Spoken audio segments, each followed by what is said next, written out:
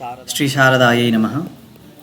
हम लोग लक्षण का लक्षण क्या है ये पूर्व पाठ में विचार किए थे। और लक्षण का लक्षण लक्ष्यतावच्छेदक समनीयतत्व असाधारणत्व करके, जो असाधारण है वही लक्षण है। किसी भी वस्तु का असाधारण धर्म ही उसका लक्षण होता है। एवं जो असाधारण धर्म होता है वो लक्ष्यतावच्छेदक का समनीयत होना चाहिए। अर्थात जो लक्ष्यतावच्छेदक का समनीयत हो वही असाधारण धर्म अर्थात लक्षण है करके हम पढ़ चुके थे। उसके बाद एक पंक्ति आ गई थी कि व्यावर्तकस्यैव लक्षणत्वे व्यावृत्तौ अविधेयत्वादौ च अतिव्याप्ति ही करके पंक्ति आई थी। इसमें हम अति सामान्य तरीके से व्यावृत्तिर्नाम भेदः एवं च अविधेयत्व नाम अविधा विषयत्व करके, भेद क्या है केवलान्वयी है। हर जगह किसी न किसी के दो वस्तु है तो दो के बीच में भेद है, अनेक वस्तु है तो अनेक के बीच में भेद है ही, सबसे भिन्न है तो भेद हर जगह रहता है। इसलिए व्यावृत्ति अर्थात भेद भी हर जगह है। और अभिधेयत्व मतलब अभिधा विषयत्व, अभिधा विषयत्व मतलब अभिधा मतलब शक्ति। पद है वो पद किसी अर्थ का बोध कराता है। जैसे कि घट बोलने पर घट जो कम्बुग्रीवादिमत अर्थ का बोध होता है, तो पदार्थ बोलने पर सातों पदार्थों का बोध हो जाता है। तो पदार्थ ये जो शब्द है, ये पदार्थ शब्द की शक्ति है। कहाँ है तो सारे पदार्थों में है। तो पदार्थ शब्द की जो अभिधा शक्ति है वो हर सब पदार्थ में, सातों पदार्थ में है। तो पदार्थ ये पद की अभिधा शक्ति हर जगह है। तो पद ये शब्द का अभिधेय कौन हो गया, पदार्थ ये शब्द का अभिधेय कौन हो गया, सारा पदार्थ। तो अभिधा विषय कौन हो गया, सारा पदार्थ। तो अभिधा विषयत्वम सर्वेषु पदार्थेषु अस्ति ये करके अभिधेयत्व भी केवलान्वयी है, मतलब हर जगह रहता है, मतलब केवलान्वयी है करके हम पढ़ चुके थे। और इसमें हमको बता रहे थे कोई कि थोड़ा सा ये अविधेयत्वादौ अतिव्याप्ति ही, ये कैसे अतिव्याप्ति, ये थोड़ा सा समझ में नहीं आया करके हमको पूछे थे। तो हम इसका फिर एक बार वीडियो बना रहे हैं। एक चीज़ क्या है कि हम लोग जो विश्वविद्यालय से अभी जो शुरू हुआ है कि यूट्यूब में कोई वेदांत का, कोई न्याय का, कोई अलग अलग विषय का अपना अपना एक कोई पाठ को लेकर वीडियो हम डाल रहे हैं। इसका उद्देश्य ये है कि अति सामान्य तरीके से सामान्य जन को कैसे समझ में आ जाए, इस तरीके से हमको वीडियो बनाना है। और कोई भी वीडियो 25 से 30 मिनट से लंबा भी नहीं होना चाहिए, किसी को मतलब ना वो भी ना लगे। और मूल एकदम स्पष्ट हो और बाद में इसके माध्यम से फिर शास्त्र में प्रवेश किसी का हो, इस अभिप्राय से हम ये शुरू किए थे।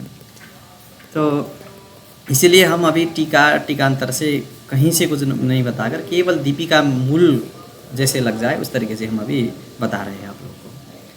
और यहाँ ये पंक्ति थोड़ा सा उस तरीके का नहीं है जो एकदम सरलता से बोध हो, थोड़ा सा क्लिष्ट है ही, लेकिन इसको क्लिष्ट न हो, क्लिष्ट भान न हो, इस तरीके से हम आपको बता रहे हैं। सबसे पहले व्यावर्तकस्यैव लक्षणत्वे व्यावृत्तौ अविधेयत्वादौ च अतिव्याप्ति ही, ये अतिव्याप्ति दिया है। अतिव्याप्ति मतलब लक्ष्य में जाकर अलक्ष्य में भी यदि लक्षण चला जाए तो उसको अतिव्याप्ति बोलते हैं, ये भी हमको पता है। और अतिव्याप्ति होगी, ये तो अतिव्याप्ति किसका दोष है, तो लक्षण का दोष है। तो कोई ना कोई लक्षण होगा, वो लक्षण अतिव्याप्त हो गया, अलक्ष्य में भी चला गया, इसलिए अतिव्याप्ति ये सामान्यतः समझना चाहिए। तो यहाँ कौन सा लक्षण है, इससे पूर्व में तो कोई लक्षण चर्चा किए हैं या नहीं, ये विचार करना है। तो इससे पूर्व में लक्षण चर्चा किए हैं कि लक्षण का ही लक्षण चर्चा किए हैं। लक्ष्यतावच्छेदक समनीयतत्व असाधारणत्व करके लक्षण का ही लक्षण चर्चा किए हैं। तो हमको समझना चाहिए कि लक्षण का जो लक्षण है लक्ष्यतावच्छेदक समनीयतत्व, ये जो लक्षण है लक्ष्यतावच्छेदक समनीयतत्व, ये लक्षण कहीं ना कहीं अतिव्याप्त हो रहा है, इसलिए अतिव्याप्ति। अतिव्याप्ति कहाँ होगा, अवश्य अलक्ष्य में होगा। तो अलक्ष्य में अतिव्याप्ति होने के कारण ही हम तद भिन्नत्व धर्म विशेषण देना है करके ग्रंथकार बता रहे हैं। अब देखिए इसका लक्ष्य क्या है, सबसे पहले ये समझना चाहिए। तो लक्ष्य क्या है और अलक्ष्य क्या है, ये दो चीज़ समझेंगे तो ये पंक्ति स्पष्ट हो जाएगी। अभी प्रसंग चल रहा है कि लक्ष्यतावच्छेदक का जो समन्वित हो वही लक्षण है, वही असाधारण धर्म है करके हम बता रहे हैं। तो लक्ष्य है हमारा लक्षण। अभी हम लक्षण का लक्षण कर रहे हैं, मतलब लक्षण ही हमारा लक्ष्य है। तो जो लक्षण है उसमें लक्षण चला जाए तो लक्षण समन्वय। लक्षण से इतर जो अलक्षण है, जो लक्षण नहीं है, उसमें यदि लक्षण चला जाए तो उसको हम अतिव्याप्ति बोलेंगे। अब कौन कौन लक्षण है, कौन कौन लक्षण नहीं है, ये कैसे जाने? तो इसके लिए बता रहे ग्रंथकार कि एक सामान्यतः सूक्ति प्रसिद्ध है, व्यावृत्तिर्व्यवहारो वा लक्षणस्य प्रयोजनम।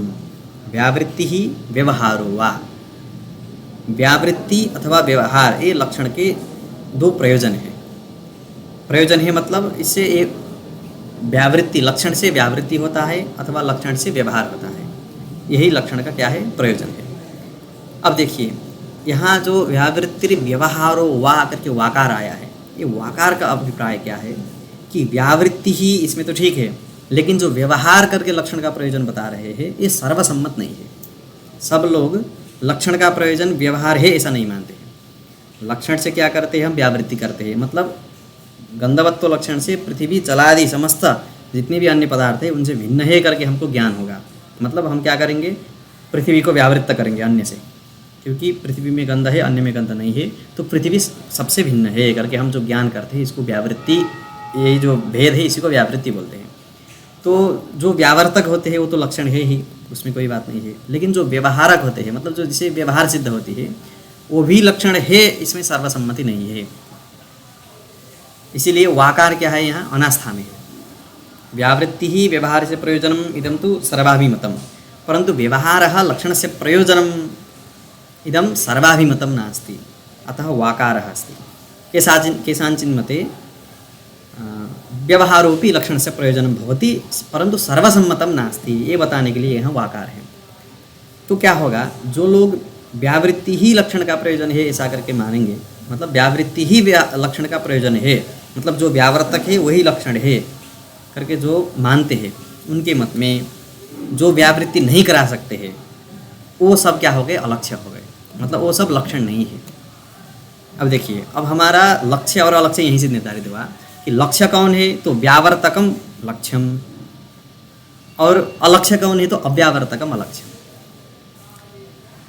अब लक्षण का लक्षण कर दिए लक्ष्यतावच्छेदक समनीय तत्व। लक्ष्यतावच्छेदक समनीय तत्व व्यावर्तक लक्षण में जा रहा है तो इष्टापत्ति।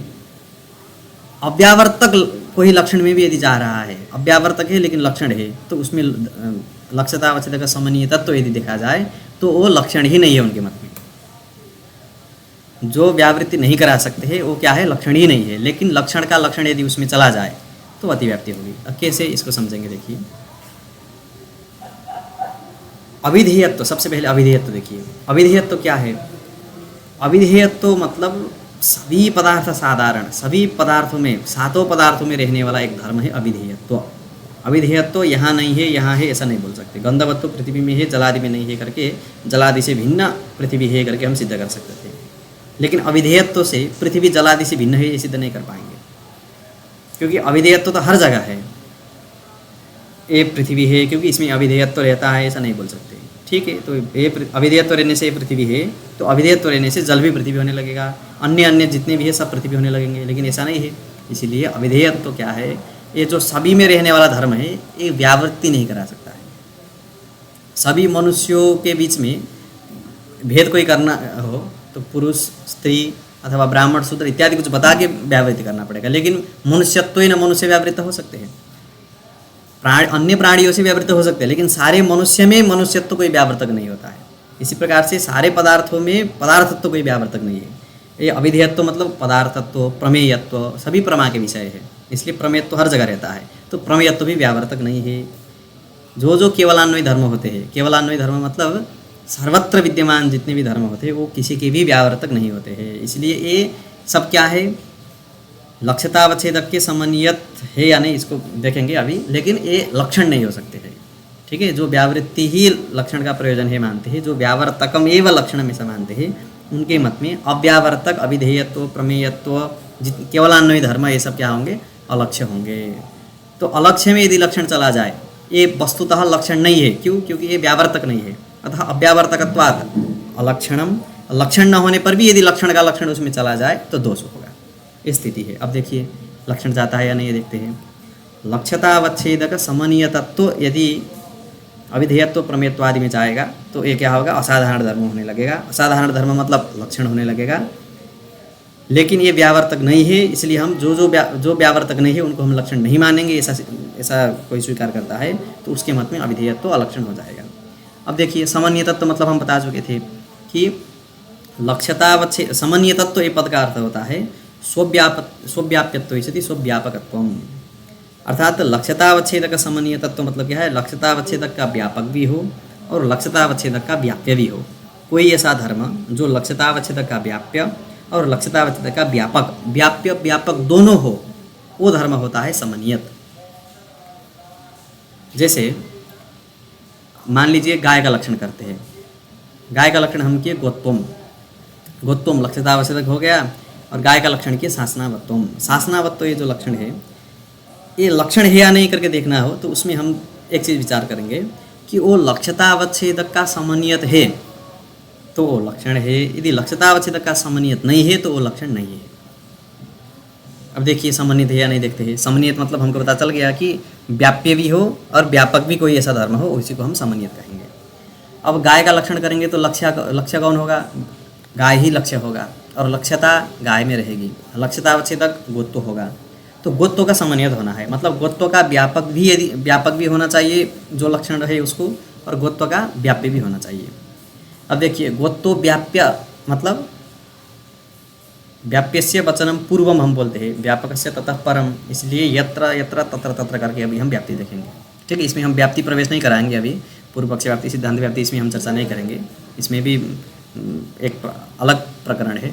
लेकिन अभी स्थूल रूप से हम इतना कहेंगे कि यत्र यत्र यत्र धूमस तत्र तत्र बन्नी, ये बोलते समय यत पद से हम हमेशा व्याप्य को लेते हैं और तत्पद से हमेशा व्यापक को लेते हैं। तो यहाँ भी यही देखना है, लक्ष्यतावच्छेदक का व्याप्य लक्षण है, अर्थात लक्ष्यतावच्छेदक व्याप्यम लक्षणम, तो व्याप्य कौन हो रहा है, लक्षण हो रहा है। लक्ष्यतावच्छेदक व्यापक हो रहा है, लक्षण व्याप्य हो रहा है।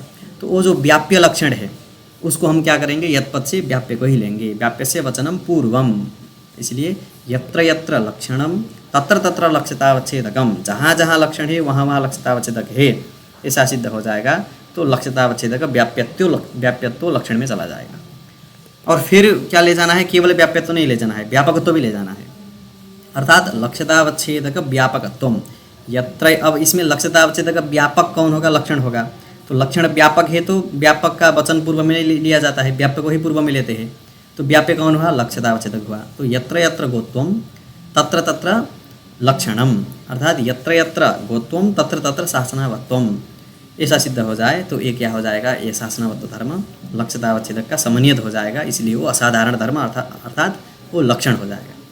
अब देखिए लक्ष्यतावच्छेदक व्याप्यत्व देखते हैं, यत्र यत्र लक्षणम तत्र तत्र लक्ष्यतावच्छेदकम, जहाँ जहाँ शासनावत्व है वहाँ वहाँ गोत्व है ही, क्योंकि वो शासना कहाँ रहता है, केवल गो में ही रहता है। तो यत्र यत्र शासनावत्वम तत्र तत्र गोत्वम, ये भी सिद्ध है। और यत्र यत्र गोत्वम तत्र तत्र लक्षणम, अर्थात गोत्वम यत्र यत्र अस्ति तत्र तत्र लक्षणम नाम शासनावत्वम, गोत्व जहाँ जहाँ है मतलब सारे गौ में गोत्व है तो वहाँ वहाँ लक्ष्यतावच्छेद लक्षण भी है, अर्थात शासनावत्व भी है। इसलिए ये सिद्ध हो गया कि लक्ष्यतावच्छेदक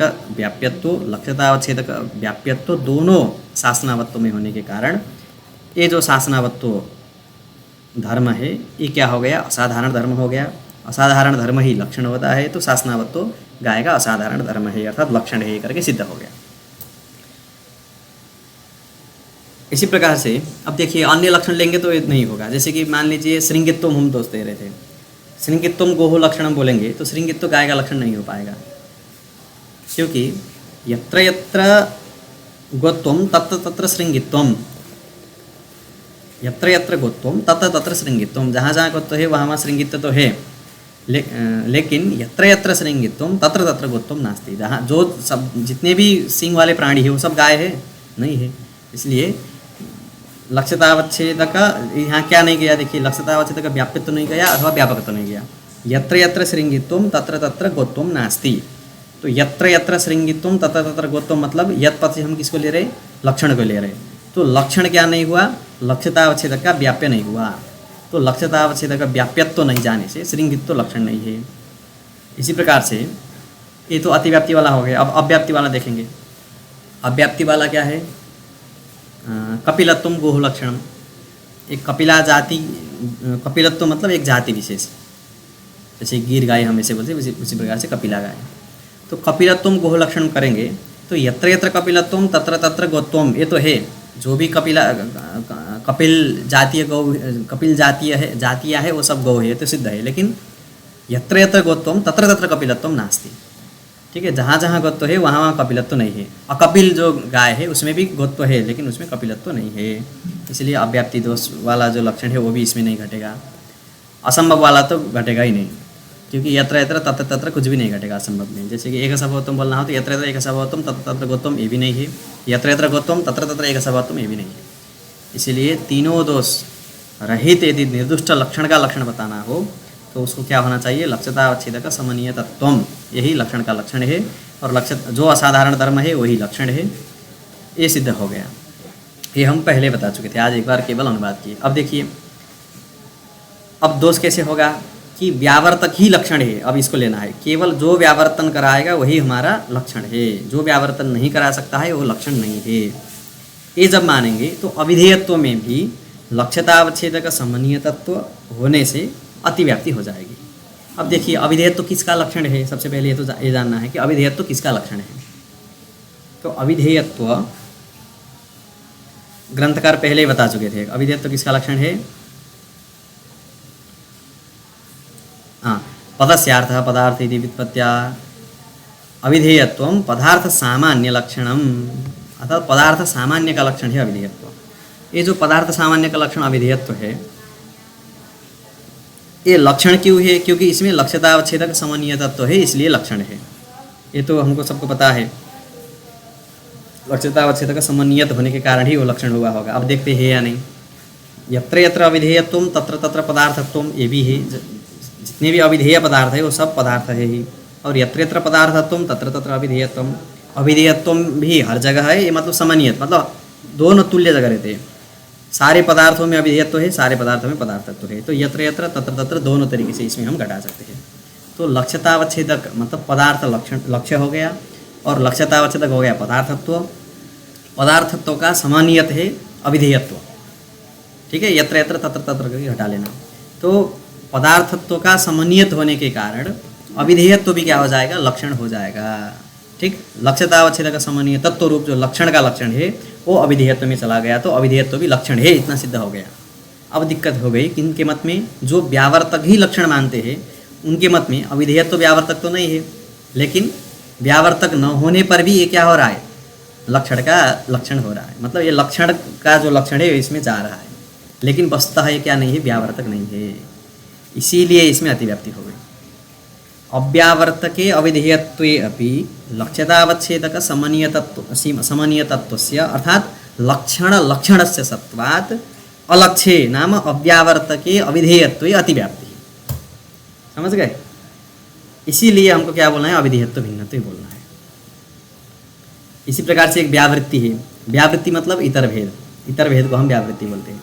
देखिए सभी पदार्थ अपने आप से भिन्न है, ठीक है। घट है तो पट से भिन्न है, वही घट है भी घटांतर से भिन्न है, तो भेद क्या है, केवल अन्वयी है, ठीक है। भेद केवल अन्वयी है, तो भेद भी क्या होगा, लक्ष्यता यत्र यत्र पदार्थत्वम तत्र तत्र व्यावृत्ति ही अर्थात इतर भेदः। तो इतर भेद भी क्या हो जाएगा, लक्ष्यतावच्छेदक का समन्वित हो जाएगा। लक्ष्यतावच्छेदक का जब समन्वित हो जाएगा तो लक्ष्यतावच्छेदक समन्वितत्वात् व्यावृत्ति ही अपि लक्षणम जातम, क्योंकि लक्षण का लक्षण चला गया। लेकिन व्यावृत्ति इतर भेद से भी किसी का भी हम व्यावर्तन नहीं करा सकते हैं। कैसे नहीं करा सकते हैं, देखिए घटः पटात् भिन्नः इतर भेदात्, घटः पटात् भिन्नः इतर भेदात्, ऐसा बोल दिए। तो यत्र यत्र इतर भेदः तत्र तत्र पटभेदः, ऐसा कुछ बोल सकते हैं। घटः स्वेतर समस्त भिन्नः, घट क्या है, अपने से इतर सभी पदार्थों से भिन्न है। क्यों, क्योंकि इतर भेद होने के कारण। यत्र, अब देखिए इसमें घटः इतर भिन्नः घटभेदात्, ये जब बोलते हैं तब हेतु और साध्य को देखना है। हेतु क्या है, इतर भेद है, और साध्य क्या है, साध्य भी इतर भेद है। घटः इतर भिन्नः इतर भेदात्, व्यावृत्ति मतलब इतर भेद। जहाँ साध्य और हेतु एक हो, ऐसी स्थिति में क्या होती है, देखिए हेतु का निश्चय पक्ष में नहीं है तो अनुमान नहीं हो सकता है। ठीक है, आपको हेतु का ज्ञान ही नहीं है, पक्ष धर्मता ज्ञान यही है। वो आया है ना, व्याप्यस्य पर्वत आदि वृत्तित्व पक्ष धर्मता। व्याप्य का हेतु जो पक्ष है उसमें निश्चय होना चाहिए, तभी हम व्याप्य होने से व्यापक का अनुमान कर सकते हैं। तो इतर भेद यदि पक्ष में सिद्ध नहीं है, मतलब हेतु पक्ष में सिद्ध नहीं है, तो अनुमान नहीं कर सकते। जब हेतु पक्ष में सिद्ध हो गया तब साध्य भी इतर भेद है, क्योंकि हमारा प्रयोजन क्या है, इतर भेद सिद्ध करना। ठीक है, व्यावृत्ति हमारा प्रयोजन है, वो व्यावृत्ति क्या हो जाएगा, हेतु साध्य में, हेतु पक्ष में सिद्ध हो गया तो साध्य भी सिद्ध हो गया, क्योंकि एक ही हेतु और साध्य एक है। इसीलिए हेतु के सिद्ध होने से साध्य के भी सिद्ध होने के कारण हम इसको भी व्यावृत्ति को जो व्यावृत्ति है उसको भी हम क्या नहीं मान सकते, लक्षण का लक्षण मान नहीं सकते हैं, क्योंकि ये क्या नहीं कर सकता है, व्यावर्तन नहीं कर सकता है। व्यावर्तक मतलब इतर भेद साधक, इतर भेद का जो सिद्ध करे वही व्यावर्तक होता है, ये इतर भेद का सिद्ध नहीं कर सकता है। ठीक है, अनुमान क्या बनेगा, गौहु इतर भिन्ना इतर भेदात। गौ इतर भिन्न है इतर भेद होने के कारण। क्यों इतर भिन्ना हम इसको साध्य क्यों बनाए, क्योंकि हमारा प्रयोजन यही है। इतर भेदानुमापकत्व ही वो व्यावर्तकत्व, वो इतर भेदानुमापक जब होगा ये व्यावृत्ति मतलब इतर भेद, तो क्या होगा, साध्य हेतु एक होने के कारण, हेतु सिद्ध होने के कारण साध्य भी सिद्ध हो गया। इसलिए जहाँ साध्य सिद्ध होता है वहाँ अनुमान नहीं कर सकते। साध्य सिद्धि, जो साध्य सिद्धि जहाँ हो गया तो साध्य सिद्ध होने के कारण पुनः साध्य की सिद्धि नहीं कर सकते, ऐसा प्राचीन लोग मानते हैं। ठीक है, क्योंकि वो उनका मत में क्या है, साध्य संशयो पक्षता, संशय पक्षता, उनके मत में साध्य संशय ही पक्षता है। जब तक आपको साध्य का संदेह है तब तक आप अनुमान कर सकते हैं, अनुमिति कर सकते हैं, लेकिन साध्य का निश्चय हो जाए तो फिर सिद्ध कौन करेगा, साध्य की सिद्धि कौन करेगा। इसीलिए प्राचीन के मत में हेतु सिद्ध हो गया तो साध्य भी सिद्ध हो गया, साध्य सिद्ध हो गया तो साध्य निर्णय होने पर साध्य संशय नहीं रहा, जब साध्य संशय नहीं रहा तो साध्य संशय भावात नानुमिति ही। इसलिए वो लोग अनुमिति नहीं होगी, मतलब क्या नहीं होगी, पक्ष में जो पक्ष हम लिए है, गौ लिए थे, तो गौहु इतर भिन्ना करके इतर भेद सिद्ध नहीं होगा। इतर भेद सिद्ध नहीं होगा मतलब, इतर भेद सिद्ध होना मतलब व्यावृत्ति सिद्ध होना, व्यावर्तक होना। इतर भेद सिद्ध नहीं कर सकता ये हेतु, मतलब ये क्या है, व्यावर्तक नहीं है। इसलिए अव्यावर्तकत्वाद इदमपि अलक्ष्यम, तो अलक्ष्य में लक्षण चला गया, अलक्ष्य, लेकिन अभी क्या है, इतर भेद अलक्ष्य है, फिर भी उसमें लक्षण चला गया, मतलब लक्ष्यतावच्छेदक का समन्वित है, इसीलिए इसमें अतिव्याप्ति। लेकिन कोई लोग है, प्राचीन लोग ऐसा बोलते हैं कि साध्य संशय ही पक्षता है, लेकिन नवीन लोग को ये मान्य नहीं है, साध्य संशय पक्षता नहीं है। साध्य संशय जहाँ नहीं है, जिसको साध्य सिद्ध हो गया है, वो फिर भी साध्य सिद्ध कर सकता है। वाचस्पति वचन है, प्रत्यक्षेणाकलितमप्यर्थम अनुमानेन बहुत संते तर्क रसिका। प्रत्यक्ष से सिद्ध हो गया वस्तु, लेकिन फिर भी उसको तर्क हेतुंतर करके उसको सिद्ध करने में तर्क रसिक लोग क्या होते हैं, और उत्साहित होते हैं। यही वाक्य से हमको पता चलता है कि प्रत्यक्ष से सिद्ध वस्तु को भी हम फिर अनुमान हेतुअंतर से, अनेक हेतु से उसको सिद्ध कर सकते हैं। इसीलिए साध्य संशय पक्षता इसके मत में नहीं है, अथवा साध्य सिद्ध होने के बाद फिर साध्य सिद्धि नहीं कर सकते, ऐसी बात नहीं है। यदि इच्छा हो तो हम कर सकते हैं। ऐसा जो लोग मानते हैं उनके मत में जो व्यावृत्ति है वो भी इतर भेद का साधक है। ठीक है, गौ इतर भिन्ना इतर भेदात, ऐसे करने पर इतर भेद सिद्ध होने पर भी फिर हम हेतुअंतर से सिद्ध कर सकते हैं। इसलिए उनके मत में दोष नहीं होगा, क्योंकि वो क्या होगा, व्यावर्तक होगा, तो व्यावर्तक हमारा लक्ष्य ही है, अलक्ष्य नहीं है। इसलिए व्यावृत्तों को छोड़कर अविधेयत्वाद में गए। इसलिए व्यावृत्ति में, प्राचीन के मत में व्यावृत्ति में दोष है, व्यावृत्ति व्यावर्तक नहीं है, इसलिए दोष होगा। लेकिन नवीन के मत में व्यावृत्ति भी व्यावर्तक है, इसलिए व्यावृत्ति में दोष नहीं होगा। इसलिए व्यावृत्ति को छोड़कर फिर अविधेयत्वाद। नहीं तो एक जगह दोष दिखाना था, दो जगह क्यों दिखाते, यही बताने के लिए दोष दिखाए। तो बात इसलिए क्या आ गया, अविधेयत्वाद। अविधेयत्व में तो किसी के मत में भी व्यावर्तक नहीं हो सकता है। ठीक है, अविधेयत्व केवल अन्वय धर्म होने के कारण वो व्यावर्तक नहीं हो सकता है। अव्यावर्तकत्वाद वो लक्षण नहीं हो सकता है। लक्षण न होने पर भी यदि लक्षण का लक्षण जा रहा है तो अलक्ष्य में लक्षण गया, अतिव्याप्ति। इसलिए अब क्या कहना चाहिए, लक्षण में ही तद भिन्नत्व देना चाहिए। प्राचीन के मत में क्या होगा, व्यावृत्ति भिन्नत्वे सति अविधेयत्व भिन्नत्वे सति लक्ष्यतावच्छेदक समन्वयतत्व। अविधेयत्व मतलब अविधेयत्व आदि बोलना चाहिए, क्योंकि अविधेयत्व, प्रमेयत्व, ज्ञेयत्व, वाच्यत्व बहुत सारे धर्म हैं। इन सबसे भिन्न होकर जो लक्ष्यतावच्छेदक का समन्वयत हो वही क्या है, लक्षण है। ये हो गया नवीन के मत में, नवीन नहीं प्राचीन के मत में। और नवीन के मत में बोलना हो तो व्यावृत्ति को छोड़कर अविधेयत्वादि भिन्नत्वे सति लक्ष्यतावच्छेदक समन्वयतत्व असाधारणत्व, ये हो गया लक्षण का लक्षण नवीन के मत में। ठीक है, यही पंक्ति लिख रहे हैं। व्यावर्तकस्यैव लक्षणत्वे व्यावृत्तौ अविधेयत्वादौ च अतिव्याप्ति ही। अतिव्याप्ति होगी तो क्या करेंगे, अब केवल 2-3 जगह अतिव्याप्ति हो रहा है तो उससे छोड़कर अन्य में कहेंगे, कोई अन्य विशेषण नहीं देंगे, केवल तद्भिन्नत्व देंगे। अर्थात व्यावृत्ति भिन्नत्वे सति अविधेयत्वादि भिन्नत्वे सति लक्ष्यतावच्छेदक समन्वयतत्वम असाधारणत्वम, ये कहेंगे तो कहीं दोष नहीं होगा। ठीक है, तद्भिन्नत्वम धर्म विशेषणम देयम। अब देखिए, अब हम क्या माने, अभी तो हम क्या चल रहे थे, नवीन के मत से चल रहे थे। नवीन के मत में क्या था, लक्ष्यतावच्छेदक का जो समन्वयत होने पर भी जो अव्यावर्तक है वो लक्षण नहीं है, इसलिए व्यावर्तक में ही ये लक्षण जाना चाहिए, इसलिए हम संकोच किए अविधेयत्व भिन्नत्वम व्यावृत्ति भिन्नत्वम इत्यादि। लेकिन जो लोग मानते हैं कि व्यवहार भी लक्षण का प्रयोजन है, ठीक है, इसको यम गौ रीति व्यवहारतव्या अविधेयत्वात् इत्यादि जो भी हो, अथवा ये भी नहीं चाहिए। कोई भी पदार्थ को हम व्यवहार करने के लिए, जैसे कि इसको ये नाम से बुलाओ क्योंकि ये भी एक अविधेय है करके किसी ने बताया, तो ये भी व्यवहार मतलब शब्द प्रयोग। ज्ञान के लिए अविधेयत्व भी प्रयोजक होता है। ठीक है, तो अविधेयत्व जब प्रयोजक हो गया तो व्यवहार स्यापि लक्षण प्रयोजनत्व, व्यवहार भी यदि लक्षण का प्रयोजन है ऐसा मानेंगे तो फिर क्या है कि व्यवहार भी लक्षण का प्रयोजन है और व्यावृत्ति भी लक्षण का प्रयोजन है। तो कोई व्यावृत्ति का प्रयोजनक होंगे, कोई व्यवहार प्रयोजनक होंगे। तो अविधेयत्व यद्यपि व्यावर्तक नहीं है लेकिन व्यवहार प्रयोजनक है, मतलब व्यवहार तो उससे सिद्ध होता ही है। इसलिए एक मत विशेष में व्यावर्तक और व्यवहार साधक दोनों लक्षण होंगे तो अविधेयत्व भी लक्षण होगा और व्यावृत्ति भी लक्षण होगा। तो उनके मत में तद्भिन्नत्व देना नहीं है। ठीक है, जो केवल व्यावर्तक ही लक्षण मानते हैं उनके मत में ही तद्भिन्नत्व देना है, अन्य के मत में नहीं देना है। यही बोल रहे व्यवहारस्यापि लक्षण प्रयोजनत्वे व्यवहारमपि लक्षणस्य प्रयोजनम् इति यः मनुते तन्मते तु तद्भिन्नत्वम्, अर्थात अविधेयत्व भिन्नत्वं व्यावृत्त्यादि भिन्नत्वं न देयम्। क्यों? क्योंकि व्यावृत्ति है अभी व्यवहार साधनत्वाद, व्यावृत्ति से भी हम क्या कर सकते हैं, व्यवहार सिद्ध कर सकते हैं, व्यवहार उसका ज्ञान कर सकते हैं। ठीक है, यम गौ इति व्यवहारतव्या इतर भेदात इत्यादि कुछ भी हम व्यवहार करने में कोई दिक्कत नहीं है। अनुमान स्थल में ही उसमें दोष है, व्यवहार काल में अविधेयत्वादि लक्षण से भी हम व्यवहार कर सकते हैं, इसलिए दोष नहीं है। ये है पंक्ति का आशय। तो हम सोचे सबको स्पष्ट हो गया होगा। यदि अभी भी किसी को स्पष्ट नहीं हुआ है और कोई क्लेश है तो हमको कमेंट में अथवा किसी माध्यम से बता सकते हैं, तो हम फिर उसी अनुरूप आगे करेंगे। और मुख्य उद्देश्य ये है कि विश्वविद्यालय का जो हम जैसे निर्देशित है गुरुजी से, अति सरल तरीका से और केवल मूल अतिरिक्त व्याख्यान रहित मूल का ही अध्ययन, दीपिका का मूल का ही अध्ययन होना चाहिए, ऐसा आग्रह है। तो इसी तरीके से हम चलेंगे। कहीं कहीं विशेष हो गया तो उसमें हम खुद बताएंगे।